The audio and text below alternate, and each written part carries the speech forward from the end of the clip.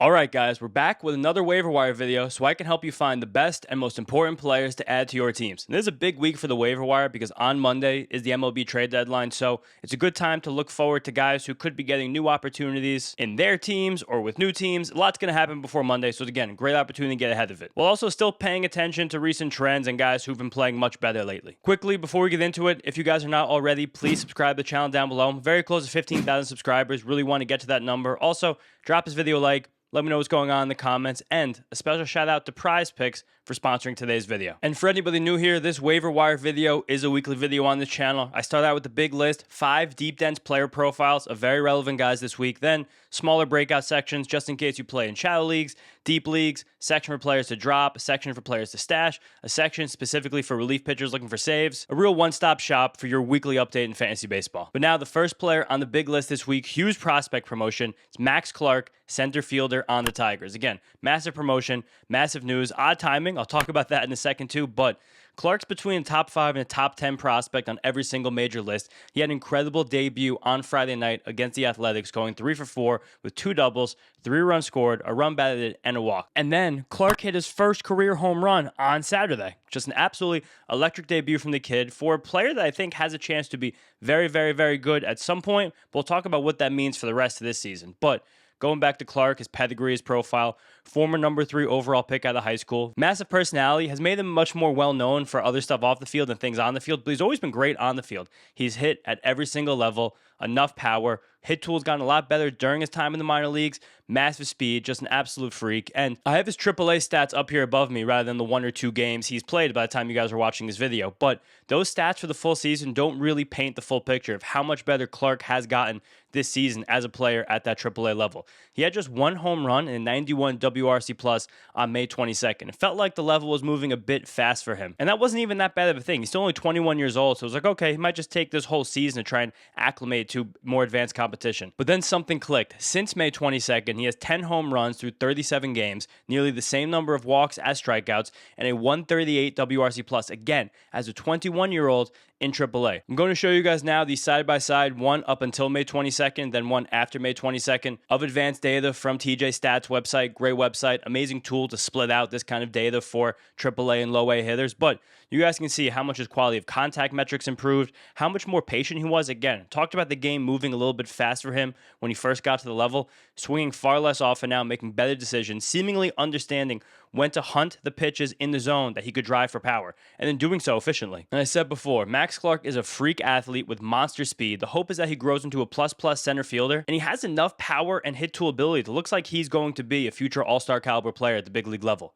What we get from him this year, though, might be a bit in question. Again, I don't know how much that power is going to translate immediately. I don't know how many fly balls he's going to be able to pull with authority. Also, he has this amazing speed, but over the last few years, the Tigers have been one of the least aggressive teams in terms of total stolen base attempts, so I don't know if he's going to be able to use that, but I see the hit tool and the on-base ability coming. He should be able to steal bases, and we probably do get a handful of home runs the rest of the way.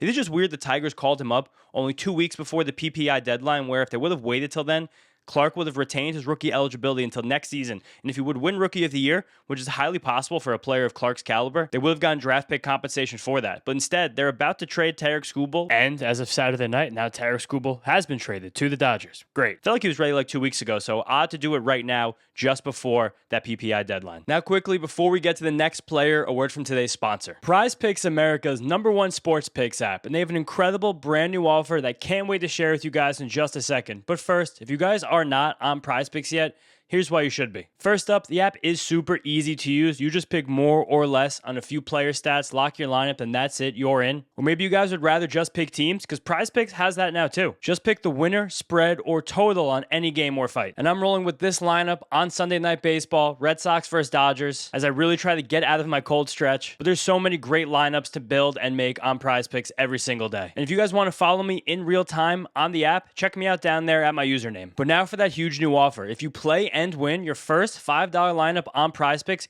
you'll get $150 worth of lineups. Just go down there, click the link in my description and download the Prize Picks app and sign up with the promo code HMA. That's the promo code HMA for this amazing new offer. And remember, Prize Picks is available in most states, Florida, Texas, California, New York. So it's time to lock in and win that first lineup. Just make sure you sign up with the promo code HMA with the link in my description. And remember, guys, Please play only if you know you can do so responsibly. Next up on the big list, a bit of a divisive player, Roki Sasaki, starting pitcher on the Dodgers. And guys, I'm ready to buy in. Whatever's going to happen in the future, Roki Sasaki, it's really worth it right now if he's a free agent in your leagues to put him on your bench and let this all figure out as it's going on, because he seems like he's really turned a corner in 3 starts since the All-Star break. Over that time, and starts against the Yankees in Yankee Stadium, the Mets suck, but still in Citi Field. And then just this Thursday against the Mariners, 21 strikeouts in 18 innings, 6 walks, just 3 earned runs. That started against the Mets last Friday. It was the first time in Sasaki's career he'd gotten at least 7 innings, maybe season. I think it was season. I can't remember if it was season or career,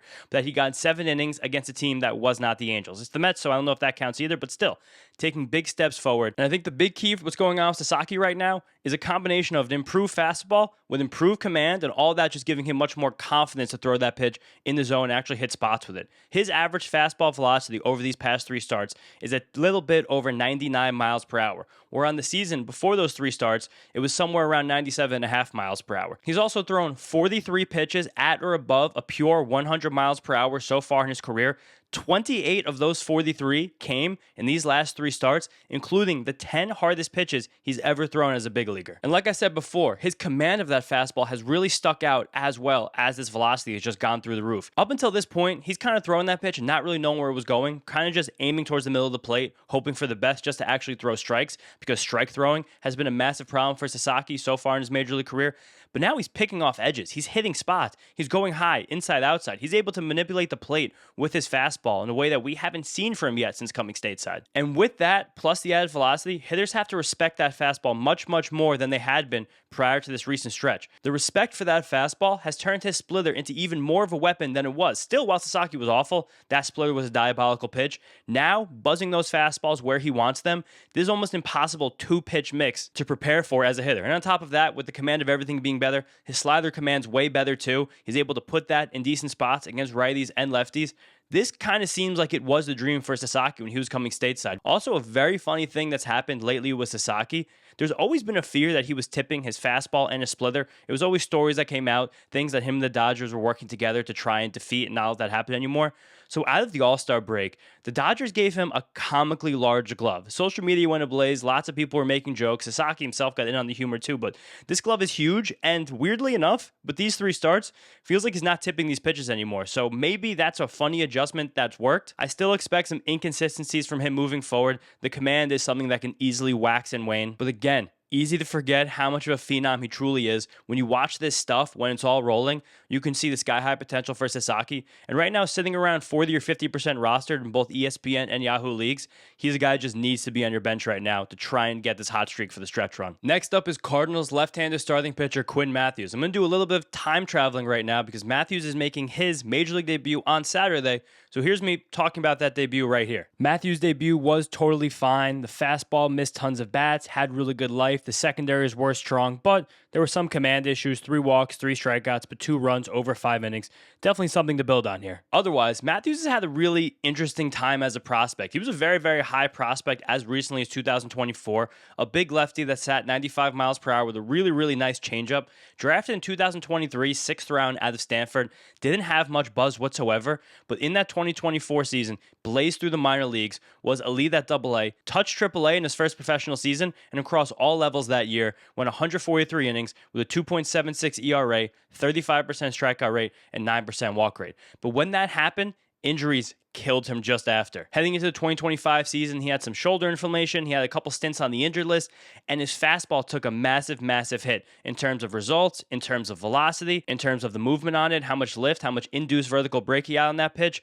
It was really rough, and then all of it culminated in Matthews having an 18% walk rate last year. It just kind of looked like he forgot how to pitch or wasn't really comfortable doing so. But when he got to spring training this year, that velocity snapped back. Here's that same velocity chart again, showing now where this year is compared to the last 2 seasons. Look much more similar, that fastball shape and metrics compared to 2024 than 2025. Plus, he has a solid changeup and a slider, Both of them have missed bats at a high level in AAA. He looks like someone who's going to be a quite solid major league starter. I don't know about monster upside on Quinn Matthews, but I see a guy again who can mix in a rotation and probably with the right schedule be a streamer in 12-team leagues. Next up is Griffin Conine, corner outfielder on the Marlins. And this is just another case of a late bloomer with big power and swing and miss concerns on the Marlins coming into their own in their late 20s. It's kind of hilarious how often this keeps happening for this team, but to go about Conine for a second, tore his hamstring about a week into the season. Really bad injury. He missed 3 months with it. No, 2.5 months with it. He came back towards the end of June and 110 plate appearances since then as we enter play on Saturday.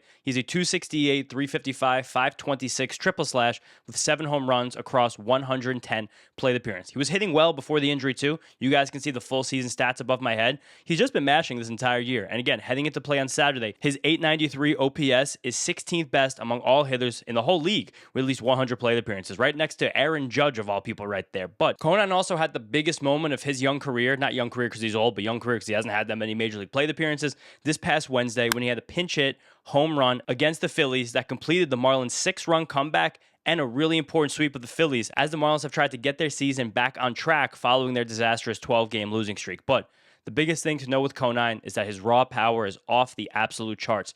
He had a 117-mile-per-hour max exit velocity last year, up with some of the best hitters in baseball. He's hit a few balls again this year around 112, 113 miles per hour. For his short career, a 13% barrel rate and a 50% hard hit rate. Both of those numbers are even better this year. And in terms of pure power metrics, Griffin Conine right now has one of the prettiest, crispiest, most beautiful baseball savant pages in the whole league. And that's all supported by 74-mile-per-hour average bat speed that, again, is plus and up there with some very good power hitters. And it is just nice to see him getting this real shot to play nearly every single day as a 29-year-old. That hamstring injury early this year was brutal when it looked like he was getting a shot. He had a bad shoulder injury last season. Way back when he was still in the Blue Jays organization, he got popped for PEDs. It's just been a long, winding road for a guy whose dad was in the major leagues, who was a decently high draft pick, just never really was able to get his footing. The things that are still stopping Conine from getting to the next level, one, is the fact that as a left-handed bat, he gets platooned in the Marlins lineup. They're one of the most strictly platooning teams in the league, and now with Owen Casey on the mend, those two guys are probably going to be about fighting for one role, especially with the emergence of Heriberto Hernandez, the favorite on this channel over the last month. But Conine's hit so well recently that I think the spot's going to remain his unless he slips up. The one reason he could slip up is that his swing and miss is still quite bad. His strikeout rate always hovers around 30%. His whiff rate's one of the highest in the league. It honestly, though, is a profile that looks very similar to Kyle Stowers last year and similar pedigree. A lot of similarities there. Again, crazy the Marlins keep pulling this off. And I think Conine, for the time being, is still very worthwhile in deeper 12-team leagues. And if you're in a daily moves league, he's a priority, dude. Last up on the big list is AJ Smith-Shawver, starting pitcher on the Braves. Came back this week after a 14-month layoff following Tommy John surgery last May. He went 4 1/3 innings against the Mets, allowed 2 earned runs, 4 strikeouts, 2 walks. He was solid, not really that sharp, but again, seemed like a lot of butterflies and just a lot of rust in general following Tommy John surgery. With that adrenaline early on, he was buzzing 99-mile-per-hour fastballs. In the end, his average fastball velocity in the start was about a tick and a half, 2 ticks higher than it was at any time last year. So keep an eye on that. Maybe AJ Smith-Shawver has been able to pull back, get more, or this could have just been the adrenaline from his first start back. Sometimes that happens in guys, their first starts off a long layoff like that. But he wasn't really that sharp. The big thing for AJ Smith-Shawver is he's going to try and mix four-seam fastballs and splitters. When you're doing that, your four-seam fastball has to be the pitch you're challenging hitters with in the zone, and your splitter is the one that's getting chases out of it. But that splitter didn't earn a single chase against the Mets, and they really, really weren't afraid of it. By the middle innings of this game, they were laying back, letting that splitter miss. Then Smith-Shawver had to throw splitters in the zone, which is not something you ever really want to do. The few he did, the Mets kind of pelted, and it just wound up being an unspectacular return. But we still like the stuff. If that velocity is real, that's a big deal for him. Also, his splitter had a few extra inches of depth compared to last season, which could be a good development as well. Also could be one of the reasons why he wasn't really able to command it the way he really wanted to. He has a curveball too that he's willing to mix against left-handed batters and showed off a new sinker in this start, a pitch he didn't have last year that he threw a smattering to right-handed batters. I think he has enough to be a very, very effective pitcher in this league, someone I consider on the streamer line in 12-team leagues, just seeing what happens over the next week. Because he started the game with a doubleheader, he was the 27th man for the Braves, which means they could have used him and then sent him down with no penalties for his options. So he doesn't have to stay down for the full 15 days like must happen when you send down a pitcher. So I do think, even though he's in the minor leagues right now, will come back up for a start, probably against the Marlins this coming week, or the Braves are saving him for a trade. But again, nevertheless, I think Smith-Shawver is a useful starting pitcher in 12-team leagues. Now, that's the end of the big list, but like I told you guys at the top, now we're going to have breakout sections to help you in any kind of leagues you might be playing, and starting off with the players who are not rostered enough in shallow leagues. These are rostership rates on ESPN, and just starting off hot here, Sean Burke, 71%. This guy's like a blatant top 30 pitcher in baseball right now. He's on such an amazing heater. Talking about heaters, his fastball is amazing. His secondary stuff is built very well off that. He is so good right now. There can't be 29% of leagues where he's available. Same goes for Jeremy Pena, 69%. He's been blazing hot over the last few weeks since returning from injury. Just one of the most effective hitters in the league. Troy Melton, 61%, has been really good this entire season. Stephen Kwan, 60%. I know the start of the season was really ugly for Kwan, but he's been very much the same guy he's been for a very long time now over the last month plus. Looks like he's going to be a 300 hitter who's going to steal bases and is now back to his spot atop the Guardians lineup. Griffin Jax, Logan Henderson, another two guys who have just been incredibly solid all season long. Don't know why these rostership rates are lagging, but these have been two of the favorites on this channel all season. Kyle Stowers, 32%. He's got 4 homers in 6 games entering Saturday. He's raised his OPS by like 150 points in the last 6 weeks from like 630 to 780. He's an animal. I'm ready for this hot streak. I've been waiting for it for months now. I've been telling you guys about it. Shane Drowan, Christian Scott, two other guys who, again, are just consistent on a start-by-start basis. Maybe you're not getting the length from Christian Scott, or sometimes you're not getting the strikeouts from Drowan, but these are two very useful pitchers in 12-team leagues. And lastly, gotta give my guy Heriberto Hernandez a shout-out. All this guy does is hit. Everyone's getting hip now. We were here first. Now we have the closer report to help you guys if you're looking for saves in your leagues. There's been a shakeup in the Diamondbacks bullpen. Paul Sewald is out. Brandon Garcia, a lefty, has grabbed 2 save opportunities in a row and converted both of them. I like his stuff. I also still like Juan Murillo in their bullpen. I think he's their best reliever. They're trying to use him more as a fireman guy, get the biggest situation out. But I think this could be fluid. They also could trade for a reliever this week. So a lot of things that can still be moving around the Diamondbacks bullpen. Speaking of relievers that could be moving around, Luke Weaver is likely on the move for the Mets. He's such a good reliever that there's a really good chance he gets traded and just becomes a team's closer. So I'm very happy to be stashing Luke Weaver right now if I need saves. AJ Minter just went to the Twins from the Mets in a trade as well. Yoendrys Gomez has been the closer there all season. He doesn't really miss that many bats. He doesn't really have closer stuff. So I think there's actually a chance Minter can siphon off some saves at some point there, especially against a lot of lefties. Same goes for Adrian Morejon. I don't know what the Padres are going to do, but I think they're probably going to do some weird buy-sell combination thing. And if that happens, Morejon to me seems like the guy that could get traded and again be any team's closer because he's one of the best relievers in baseball. So not a horrible idea to stash Morejon right now. Same with TJ Antone and Ben Joyce. The Reds are going to trade most pieces of their bullpen, and Antone has been getting some 8th innings of late. So if they trade Emilio Pagan's getting 9th innings, Antone can bump up and get some 8th innings. And then Ben Joyce on the mend will be activated soon by the Angels and likely be their closer for the rest of the season. Next up, we have the stash list. It's very prospect heavy right now. One, just with all the chaos coming from the trade deadline soon. And also the fact that, like I said, talking about Max Clark, this August 14th is the deadline where if prospects are called up after that date, they will retain their rookie eligibility into next season, be able to compete for Rookie of the Year, and if they win the award, their team will get draft pick compensation for it. So, while we've had a big lull in prospect call-ups over the last 2 months now, we're about to get a big influx of them, I think. And one guy I'm looking at right now is Walker Jenkins in AAA with the Twins. Byron Buxton is out with a hip again. It's like the 5th time in his career he's gone on the IL with a hip injury, a right hip injury specifically, and the 2nd time in a month. If he winds up missing some more time than expected, and the Twins are really trying to stay in the American League wildcard race, and it looks like they are because they've been buyers at the deadline, they might have to add Walker Jenkins to the 40-man roster and get him regular playing time because they need help in that lineup. If not him, maybe Emmanuel Rodriguez, who's on a rehab assignment right now and on the 40-man roster already from a fractured thumb from back in April or May. Then again, it looks like the Rockies are going to really clear out some of their position player depth, so I like Charlie Condon to be called up for them. Also, there's now a George Kirby rumor floating about, as there's been Luis Castillo and Emerson Hancock rumors for a while with the Mariners. It's a really good time to stash Cade Anderson if you have not yet. He looks like he's going to come to the major leagues and be one of the best 25 or 30 best pitchers from the jump. He's that good. Josh Baez as well with the Cardinals. They've been waiting all season, I think, just for the PPI deadline, so looks like he'll be up within a few weeks. We'll have great power, but some swing and miss.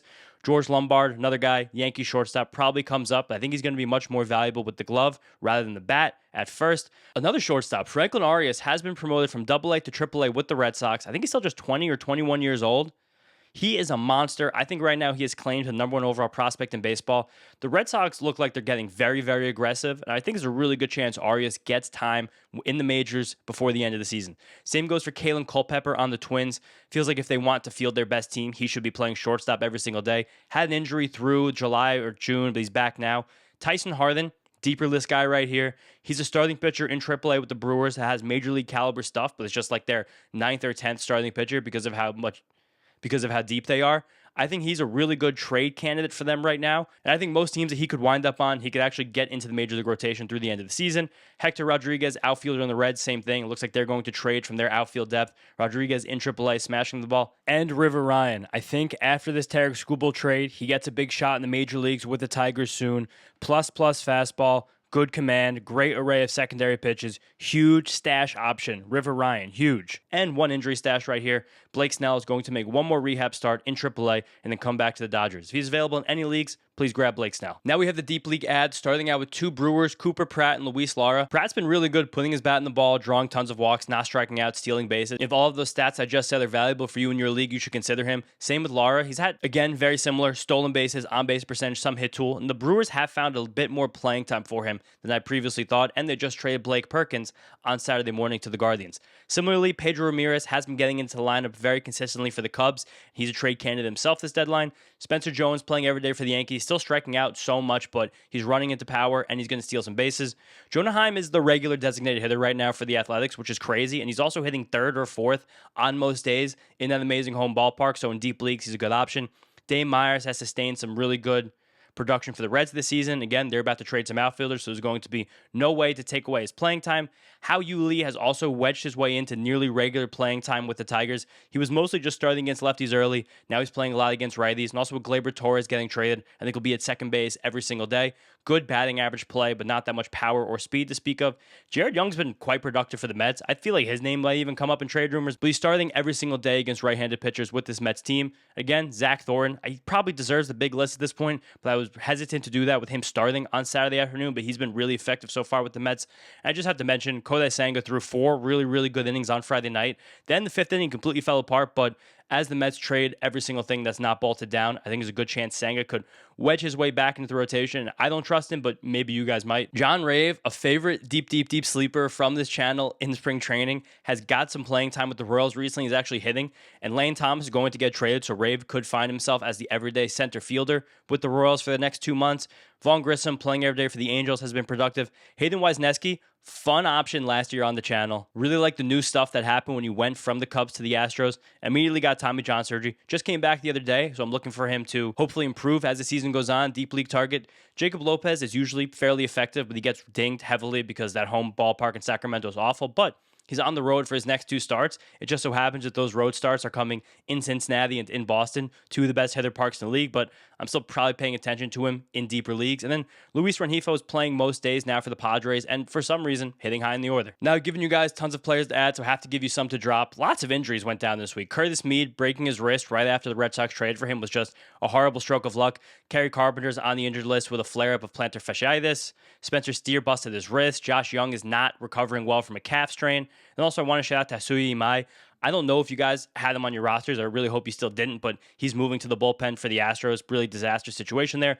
Tristan Peters, while he was a great story for most of the season, he's dramatically come back down to earth. Probably not a roster spot in 12-team leagues. And I want to shout out that Brandon Marsh has now kind of reverted back to platooning after having a cold 6 weeks here at the plate. And with the Phillies so aggressive, likely aggressive at the deadline and looking for a right-handed bat, there's a good chance that Marsh just becomes a full-time platoon guy once again for the rest of the season. So if you're in a more shallow league, I'm not really that keen on keeping Marsh. But that's another great waiver wire video in the books. Thank you guys all so much for being here. I've really inundated this channel recently. I just had a lot of videos I had to make last week about the trade deadline. They didn't really do very well, so I don't know what I'm going to do for the rest of the season. Probably still going to do trade deadline grades. Probably still going to try and make some general baseball content, but still hitting this fantasy content as much as I can as you guys keep watching it. So thank you all for that, and I'll see you next time.